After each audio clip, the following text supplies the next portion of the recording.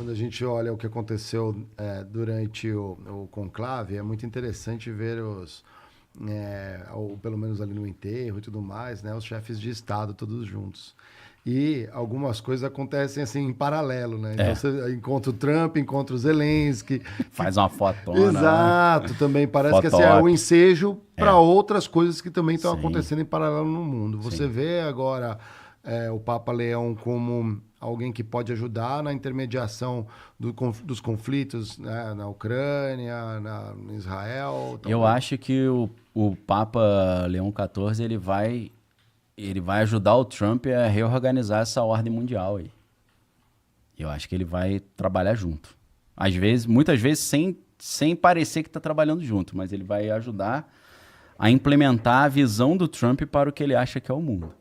E a gente não pode esquecer que a gente está numa semana que o Trump está indo para o Oriente Médio fazer acordos importantíssimos e tem um nível de tensão muito grande, porque muitos estão preocupados com a integridade física dele. E se acontecer algo contra ele, vai dar um quiprocó violento, né? E Tem que assumir o vice, o né? Zelensky chamou também o Putin para encontrar na quinta-feira, se eu não estou enganado, né? Sim. Na sim. Turquia. Exato, enquanto o Trump está viajando, né? Então tem muita coisa acontecendo nessa semana que pode dar uma guinada aí terrível, né? A gente já tem uma rixa do Trump com Benjamin Netanyahu, que é estranho.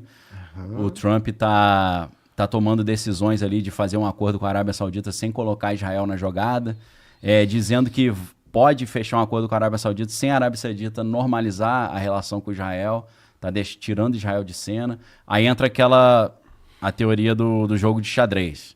Tem gente que está achando que isso é uma estratégia do Trump de se afastar de Israel para ver se facilita o fechamento do acordo dos Estados Unidos e Arábia Saudita, né? Por exemplo, vou contar de uma maneira jocosa aqui. A Arábia Saudita fala, não vou fechar acordo com você, você é amigo de Israel? Ele falou, não, eu tô criticando o Netanyahu, não tô amigo deles mais não. Ah, tá, então vamos fechar o acordo e fecha, entendeu? Aí depois Pode ser. volta, Depois não, vamos aí. Mas o Netanyahu teve nos Estados Unidos há pouco tempo e pareceu bem tranquilo ali. Pareceu, né? mas agora, o que está rolando? O Trump disse que ele deu a entender que Israel está usando serviço de inteligência para tentar pressionar o Trump a apoiar Israel num ataque contra as usinas nucleares iranianas. E o Trump não está querendo entrar. É o que está sendo dito.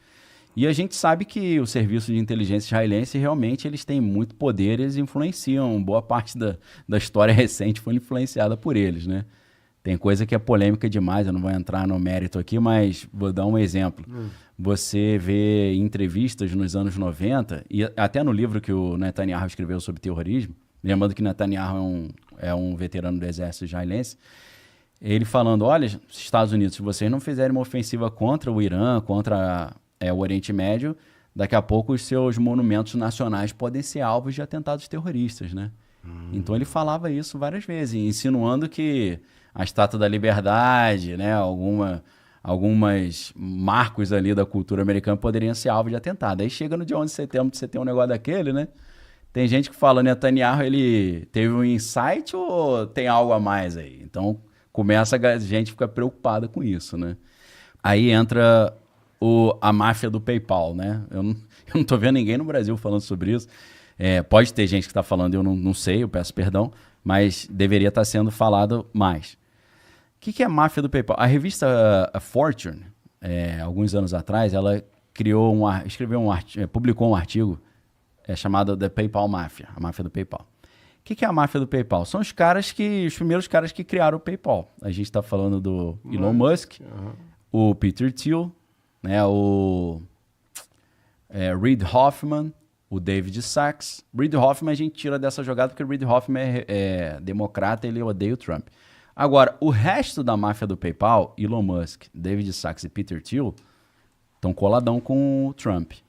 Essa galera, praticamente, principalmente o Peter Thiel, sem falar que 3 são sul-africanos, né? Um é alemão, o Peter Thiel é alemão criado na África do Sul.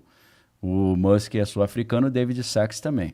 David Sachs, os 3 são bilionários, obviamente. Esses caras criaram a ideia de fintech, né? Eles inventaram isso, pagamento digital. É verdade. Só que esses caras, principalmente o Peter Thiel, sempre tiveram conectados com a CIA.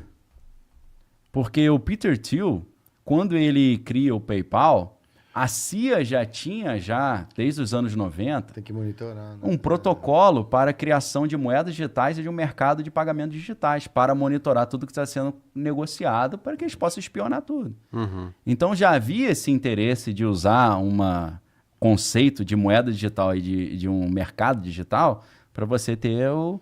Não, e por default, o próprio fisco americano já é já a tá primeira ali. barreira, digamos, né? Exato, já está na cara. E aí o que acontece? A história do Peter Thiel precisa ser muito bem estudada, porque o Peter Thiel era um cara que fez direito em Yale, era um advogado lá de Nova York, e daqui a pouco esse cara tá trabalhando numa fintech PayPal, daqui a pouco esse cara tá criando uma empresa chamada Palantir Technologies, que foi a primeira empresa que teve a ideia de usar inteligência artificial na guerra. Entendeu? Ou seja, todos os drones aí que estão sendo usados na Ucrânia e Israel usam tecnologia da Palantir. A Palantir Technologies ela foi criada com 70% de capital do Peter Thiel e 30% de capital da Incutel, que é a incubadora de empresa da CIA, pô. Então começa a ficar um negócio muito louco, porque o mesmo cara que cria os sistemas que estavam botando os apoiadores do Trump na cadeia lá no 6 de janeiro, é o cara que é um dos maiores patrocinadores do Trump. Aí você fala, porra, Trump, eu não tô entendendo qual é a tua. O cara que deu pro governo Biden a tecnologia para prender teus apoiadores é o cara que tá te apoiando. E mais do que isso, o cara que escolheu teu vice-presidente, o J.D. Vance, o J.D. Vance é um filhotinho do Peter Thiel. O Peter Thiel chegou e falou, olha, vou apoiar você, mas eu preciso escolher o vice. Olha o poder desse cara. J.D. Vance era um garoto lá do interior dos Estados Unidos lá, que a mãe era alcoólatra, a avó que criou ele e tal. Dessa história triste, entre aspas, dele, ele criou um livro chamado Hillbilly Elegies. Esse livro virou um best-seller. Depois virou um filme hollywoodiano, que tem a Glenn Close e tem a Amy Adams, tem um elenco de alto nível. E esse cara, estudando direito em Yale, ele foi cooptado pelo Peter Thiel. Porque assim como o Fórum Econômico Mundial tem um negócio chamado Young Global Leaders, né, que é jovem líderes globais, que ele chama os caras para dentro, treina os caras e manda para o mundo, por isso que o Klaus Schwab fala, eu tenho representantes meus em todos os governos do mundo. Mas tem mesmo, porque toda essa galera é Young Global Leaders. Vou dar um exemplo. A Tulsi Gabbard, que hoje é a diretora nacional de inteligência, ela é Young Global Leader. Vou dar outro exemplo. Javier Milei, na Argentina, é um Young Global Leader. Então, Emmanuel Macron, Young Global Leader. Então, o Ian Bremmer, que é lá do Ian Brenner, né, que é da Eurasia Group, né, de análise política, ele fala, o Fórum Econômico Mundial não tem poder nenhum, é um grupinho que tem patrimônio de 600 milhões de dólares, não tem poder, querendo dar uma de João Bobo, né? Você fala que não tem poder, meu irmão. Todos os caras que estão no poder hoje passaram pelo treinamento deles. Então, assim... Tem no Brasil alguém? O Nicolas Ferreira? Nicolas eu não sei. Tem muitos, tá? Eu não vou entrar no mérito aí, porque o cara fala, pô, você tá me expondo. Mas, pô, é muito fácil. Tem uma lista desse tamanho de Young Global Leaders brasileiros, vários. Então, o Peter Thiel, acho que inspirado nessa ideia de Young Global Leaders, ele criou um projeto chamado Founders Fund. Sabe um dos caras que ele arranca o cara da faculdade e patrocina o cara para virar um líder. Uhum. Um cara é o Vitalik lá do Ethereum. Foi ele que patrocinou o cara. Por quê? Porque ele é o pai das fintechs, do conceito de moeda digital. Uhum. Então ele pegou esse cara e patrocinou. Então a Ethereum é uma empresa que vem Peter Thiel, Palantir e CIA. Aí o que acontece? Ele pegou o J.D. Vance pelo Founders Fund, levou o J.D. Vance para Mithril Capital, que era a empresa dele de investimento, e ele ficou muito tempo trabalhando com ele, o J.D. Vance, e ele preparou o J.D. Vance para ser um candidato. Foi ele que inventou o J.D. Vance como candidato. E ele botou, acho que 15 milhões de dólares, foi a maior oferta individual da história dos Estados Unidos, num único candidato. O cara que ninguém sabia quem era, primeira eleição do cara, ele vira senador, pô. O segundo senador mais jovem da história. Do nada aparece um cara chamado J.D. Vance. De onde que veio esse cara, senador, esse moleque aí? Esse gordinho, bochechudo. Quem é esse cara? Filhotinho do Peter Thiel. Então, esses caras, eles seguem uma visão de mundo que é uma visão de mundo tecnocrática. O que é você fala, como assim tecnocrática? Vem do movimento tecnocrático lá dos anos 30. Nos anos 30, quando surgiu primeiro a crise de 29 e depois a Grande Depressão, os caras começaram a pensar, pô, o capitalismo não deu certo, a gente tem que inventar outro modelo. E aí surge o movimento tecnocrático. O movimento tecnocrático, o que eles querem? Eles querem substituir o dinheiro por um crédito de energia. Essa ideia de crédito de carbono é baseada nesse conceito dos anos 30 do movimento tecnocrático. Então, qual que é a ideia? Nós vamos desenvolver uma tecnologia, a energia vai ser tão abundante e os bens serão tão baratos que a gente não vai precisar de dinheiro, vai ter tudo de graça. Só que você entra num paradoxo chamado paradoxo de Jevons. O paradoxo de Jevons diz o seguinte: se você desenvolve muito uma tecnologia e faz a produção ser muito barata e os produtos praticamente de graça, vamos supor energia, você vai ter que ter uma demanda infinita, porque se o cara não paga a conta de luz, ele vai deixar a luz ligada o dia inteiro. Vai ligar o ar-condicionado, a piscina, a bomba da piscina. Então, você vai ter que cada vez mais alimentar aquilo de energia. E isso é inviável. Então, o que eles fazem? Eles criam a ideia do crédito. Os ricões vão ter crédito infinito e os cidadãos comuns vão ter um crédito mensal que ele pode usar.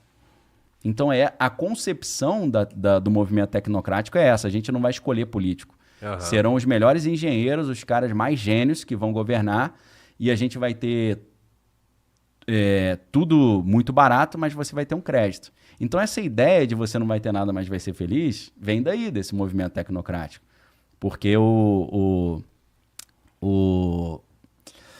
Klaus Schwab, ele é um herdeiro dessa visão de mundo também, que ele aprendeu lá quando ele foi estudar nos Estados Unidos, em Harvard, com o Henry Kissinger. Kissinger também tinha um pouco dessa visão de mundo. Então, o que está sendo implementado nos Estados Unidos e na Europa com o Fórum Econômico Mundial e nos outros países da América Latina e da Ásia, que é essa mesma visão, é isso. Por isso que foi legal essa tua pergunta, o que está globalmente. Como é que isso está sendo implementado nos Estados Unidos? O Departamento de Eficiência Governamental, ele está instalando as inteligências artificiais da Palantir Technology do Peter Thiel em todas as máquinas, caçando onde tem desperdício. Só que com isso, eles estão fazendo duas coisas, pegando os dados de todo mundo e estão treinando as inteligências artificiais dele com os melhores dados que tem. Né? Dizem que Elon Musk comprou o Twitter para poder usar as conversas do Twitter para treinar a XAI, né?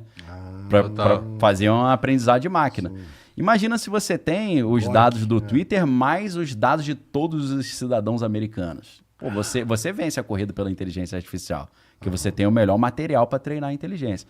E além disso, o que está acontecendo? A substituição do físico para o digital total. A digitalização total de tudo. Até a digitalização dos recursos naturais americanos que o Howard Lutnick está propondo. Ele falou, cara, a gente precisa pagar esses 35 trilhões de dívida, como é que a gente vai pagar? Ele falou, todo o minério, toda a água e toda a riqueza natural americana a gente vai tokenizar. E disso tudo aí, se a gente tiver 1%, a gente tem 500 trilhões. Aí a gente paga.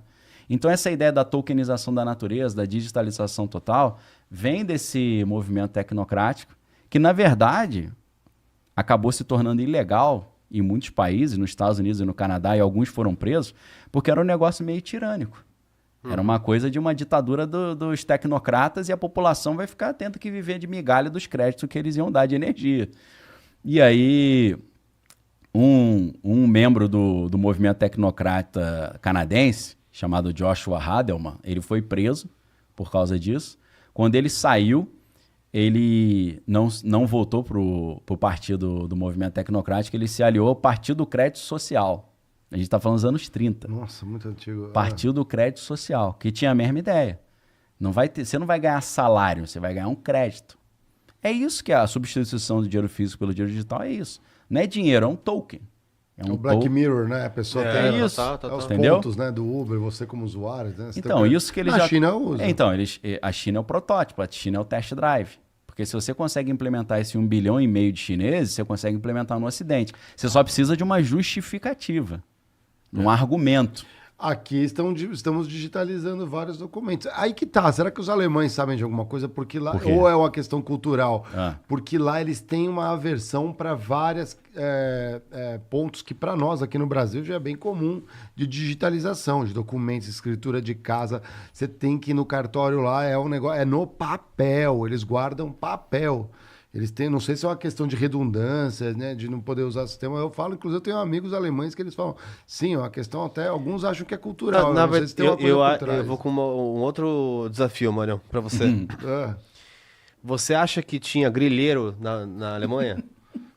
Igual tem aqui, não, né? Então você não tem que digitalizar. Se lá o papel mesmo e vale até hoje, tá tranquilo. Só que aqui, por que não é papel? Porque é sujo o papel. Você põe o... Mas, amigo, você tem tudo põe digitalizado. o cupinzinho ali. Põe o cupinzinho durante assim. O grilo, né? O É, grilo. o grilo. Não precisa nem ser muito não, tá? A galera, não sei se eles sabem, né, como é que era, né? Você bota o papel na gaveta e deixa um grilo lá dentro, ele come o papel, monte, o papel fica... você deixa um monte de grilo durante, Grilo, assim, alguns fica dias. velho, É né? o xixi, aquele amarelo, vai ficando também, assim. É E aí esse você que é o aparece, grileiro, tem né? um documento, esse é o grileiro. Grilagem. Aqui, ó, eu tenho esse documento antigão, não, documento da semana passada, pô. Você acha mesmo? Mas você não acha a Faz página... a varredura aí Então, mas desse você não terrenão acha- do Brasil. Pô, você tá E maluco. curiosamente você não acha a página, no livro, né, no cartório. Eu acho também que você falou de cultura, às vezes a gente não pode esquecer que a Alemanha era uma potência que estava vindo com força total e alguns estudiosos falam foram necessárias 2 guerras mundiais para impedir a Alemanha de virar potência global comandante do planeta Terra, né? De tão forte que eles eram. Então os alemães viveram ou perderam 2 guerras mundiais e levaram muita bomba na cabeça, né? Imagina a encrenca que foi depois do cara falar, pô, meu irmão, esse terreno é meu, não é, cadê o documento? Pô, explodiram o cartório. Às vezes é isso.